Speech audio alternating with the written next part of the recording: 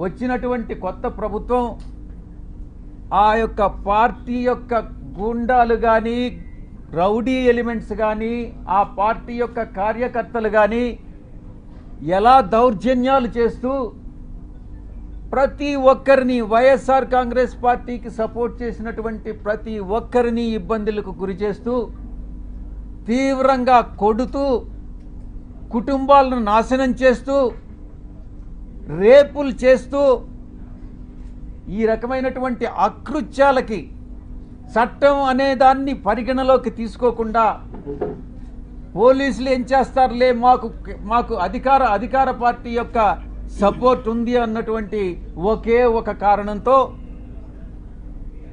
ఆ అకృత్యాలకన్నిటికీ పాల్పడడం జరిగింది.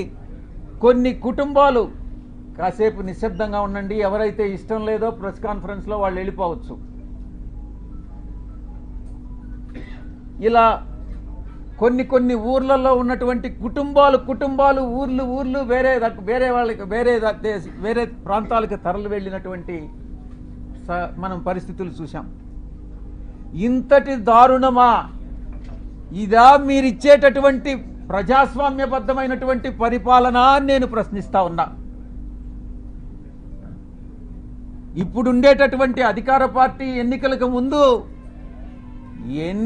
ఎన్ని రకాలైనటువంటి హామీలు ఇచ్చింది ఒక్కసారి ఆలోచించుకోండి. సూపర్ 4 అనని, సూపర్ 6 అనని, మేము చట్టబద్ధంగా పరిపాలిస్తామనని, మేమేదో చట్ట వ్యతిరేకంగా పరిపాలించామనని, ఏది ఏమైనప్పటికీ ప్రజల తీర్పును శిరసావహించాం. ప్రజలందరూ కూడా గమనిస్తూ ఉన్నారు. తప్పకుండా ఈరోజు ఈ యొక్క పరిపాలన, ఈ ఒక్క నెల రోజుల్లోనే ఈ యొక్క ప్రభుత్వం చేస్తున్నటువంటి రాక్షస పాలన ప్రజలందరూ కూడా గమనిస్తూ ఉన్నారు. తప్పకుండా ఇది పతనానికి, ఈ యొక్క ప్రభుత్వ పతనానికి నాంది పలుకుతా ఉన్నారు. వాళ్ళే నాంది పలుకుతున్నారు అన్నటువంటి విషయంలో సందేహమే లేదు. ఇక రెండవ అంశం, ఎవరైతే నాయకులు ఉన్నారో వైఎస్ఆర్ కాంగ్రెస్ పార్టీ నాయకులు, వాళ్ళందరి మీద బురద చల్లడం. ఆ బురద చల్లడంలో కూడా ఒక క్రమంలో, ఒక క్రమబద్ధంగా, అన్ని వాళ్లకు ఉన్నటువంటి వసతులన్నింటినీ ఉపయోగించుకొని బురద చల్లేటటువంటి కార్యక్రమం, ఆరోపణలు, నిరాధారమైనటువంటి ఆరోపణలు చేసేటటువంటి కార్యక్రమం చేపడతా ఉన్నారు. ఇదంతా పద్ధతి ప్రకారమే జరుగుతూ ఉంది. నేను ఒక్కటే చెప్తా ఉన్నా, ఎవరైతే ఈ నిరాధారమైన ఆరోపణలు చేశారో, ఎవరైతే నా పేరు ప్రతిష్టలు దెబ్బతీసేదానికి ప్రయత్నించారో, వాళ్ళు ఎంత పెద్దవాళ్ళైనా, ఏ పార్టీకి చెందినటువంటి వాళ్ళైనా, అది మా పార్టీలో వాళ్ళైనా కావచ్చు, అధికార పార్టీకి సంబంధించినటువంటి వాళ్ళైనా కావచ్చు, వదిలే ప్రసక్తే లేదు అని నేను ఘంటాపదంగా చెప్తా ఉన్నా. ఇక ఎవరైతే ఈరోజు ఇంకొక విషయం కూడా చెప్పాలి మీకు.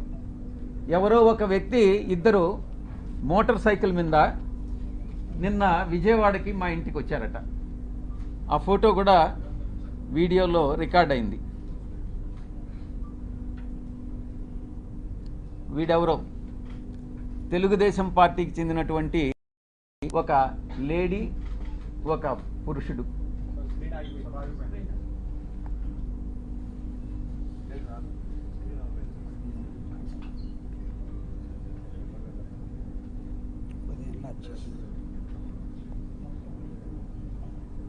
వీళ్ళు, నేను ఒక్కటే చెప్తా ఉన్నా, వీడెవడో నాకు తెలీదు. వాడు ధైర్యంగా వచ్చి విజయసాయిరెడ్డి వాడు ఉండాడా ఇక్కడ, పారిపోయాడా అని అన్నాడంట. ఎక్కడికి పారిపోయాడు అని అన్నాడంట. వాడెవడో నాకు తెలీదు. వీడు డెఫినెట్గా తెలుగుదేశం గుండా అయి ఉంటాడు. ఆ గుండా వెనుక ఒక అమ్మాయిని కూడా తీసుకొచ్చాడు.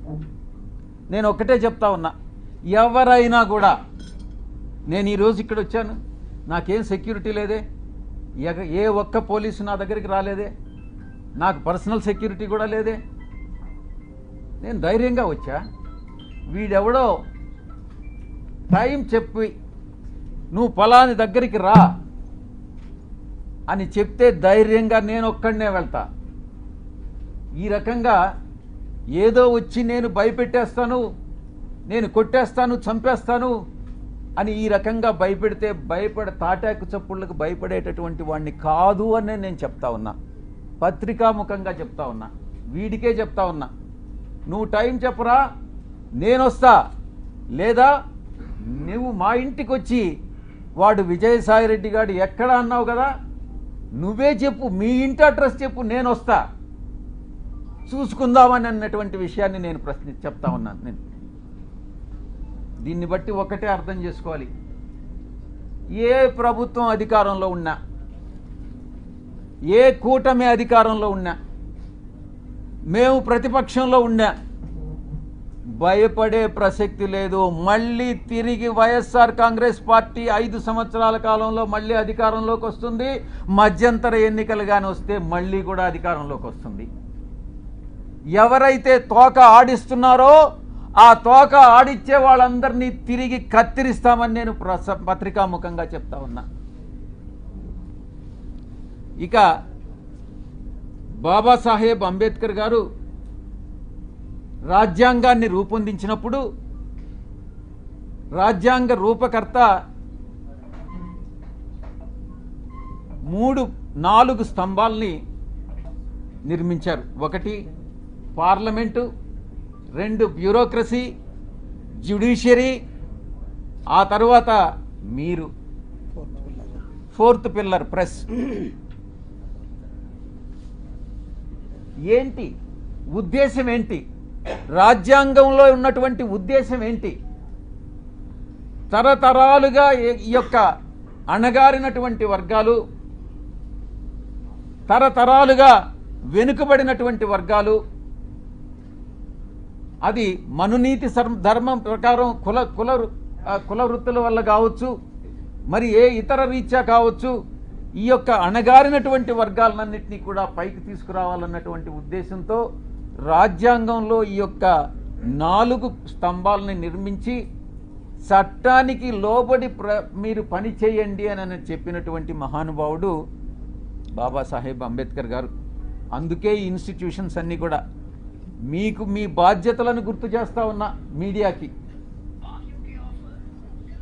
అంతరాలు లేనటువంటి సమాజమే మన ధ్యేయంగా ఉండాలి అన్నటువంటి చెప్పినటువంటి వ్యక్తి బాబాసాహెబ్, గొప్ప వ్యక్తి బాబాసాహెబ్ అంబేద్కర్ గారు. ఇక అణగదొక్కబడినటువంటి కులాలని ఒక షెడ్యూల్డ్ కులాలుగా పెట్టి, ఒక షెడ్యూల్లో పెట్టి వాళ్ళకి రిజర్వేషన్స్ పాటించమనని, ఆ బాధ్యతని గుర్తు చేయడానికే ఈ బ్యూరోక్రసీ, జ్యుడిషియరీ, ఈ యొక్క పార్లమెంట్ అన్నటువంటి దాన్ని ఆయన రూపొందించడం జరిగింది. దాంట్లో మీ పాత్ర కూడా ఉంది. ఈ రిజర్వేషన్స్ని పాటించేటట్టు ఈ యొక్క ఇన్స్టిట్యూషన్స్ అన్నీ చేయాల్సినటువంటి బాధ్యత మీ మీద కూడా ఉంది. ఈ సందర్భంగా మీరు ఎలా గత 3 రోజులుగా మీరు ఏం ట్రోల్ చేశారు, మీరు ఏం టెలికాస్ట్ చేశారు అన్నటువంటి విషయం నేను వేరే చెప్పనక్కర్లేదు. ఎవరికి మీరు ద్రోహం చేసింది? ఒక ఆదివాసీ మహిళకి, ఒక ఆదివాసీ అధికారినికి ఒక్కసారి ఏదో లేనిది ఉన్నట్టుగా చిత్రీకరించి అవాస్తవాలని, ఆధారాలు లేనటువంటి వాటిని టెలికాస్ట్ చేసి ఘోరమైనటువంటి తప్పిదం చేసినటువంటి ఛానల్స్ మొట్టమొదటిది మహాన్యూస్. నన్ను డిస్టర్బ్ చేయొద్దు. నేనంతా పూర్తి చేసిన తర్వాత నువ్వు ఏదైనా అడుగు, నేను చెప్పేదానికి సిద్ధంగా ఉన్నా. నువ్వు కూడా వంశీకృష్ణలాగా ప్రవర్తించొద్దు.